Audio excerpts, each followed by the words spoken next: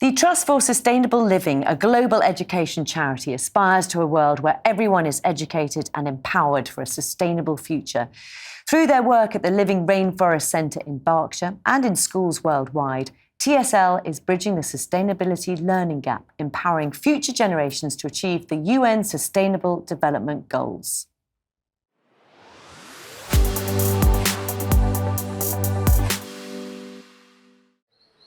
The rainforests, Earth's oldest ecosystems. This stream frog might be little bigger than your thumbnail, but he can fill an entire glasshouse with his song. That's because he doesn't live in Trinidad, he lives in Berkshire, here at the Living Rainforest. Every year, over 100,000 visitors come to these 3 glass houses to experience rainforests firsthand and learn why they're important. Over a quarter are children on school trips. Who have you spotted? Who's in here? We take students on an immersive visit through the rainforest to learn about different topics that are affecting rainforests and then get them to think about how they link back to their lives in the UK. The Amazon rainforest's nickname is the lungs of the world, to provide oxygen for all animals and humans. The rainforests aren't just the lungs of the earth, they are also home to over half the world's species of plants and animals, and about 850 of those species are living here in the living rainforest, and many of the animals are actually roaming free. Hello, I saw the sloth.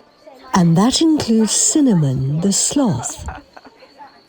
She's hiding somewhere up there in her favourite tree. It's right behind those leaves. Rainforests are incredibly diverse and rich environments. So by bringing it here, it makes it very accessible and people can see the richness of life. A typical tree might contain 1,000 species of insect.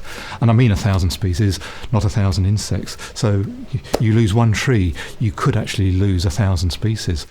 The Living Rainforest is part of a UK-based education charity called the Trust for Sustainable Living.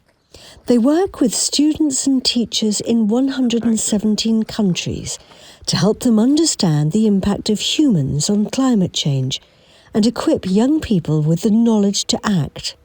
Yet recently, surveys by Teach the Future and UNESCO showed teachers lack confidence in these subjects. 36% of teachers across the UN countries have no sustainability or climate training at all anywhere within their teaching careers. 70% of UK teachers don't feel that they are adequately equipped to teach climate and sustainability. So we're working with teachers to support them, and we need better support from governments and from business and industry to support teachers in understanding the issues and then in how they can better teach those in schools. The Trust focuses on encouraging youngsters to explore the practical solutions to the problems of climate change. The kids have a way of seeing things, I think, sometimes more clearly than adults because they haven't put their blinkers on yet. So they're able to put their finger on problems and solutions that we as adults are often blind to. If we keep this up, everything will just be dry desert. So me and Aidan are trying to help stop it in our local area. We have to stop cutting down all the trees and stop burning them and stop wanting to use the land and start looking after it more. I think that global warming is really affecting the world and the deforestation is really bad and we shouldn't really do it. With 30 years' experience in sustainability education, the Trust has important connections with organisations such as the UN.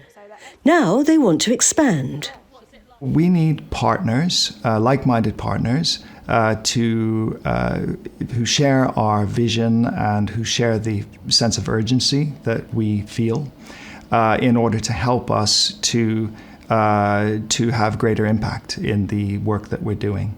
It's vital work, encouraging grown-ups to listen to the voices of the young for a more sustainable future for all of us.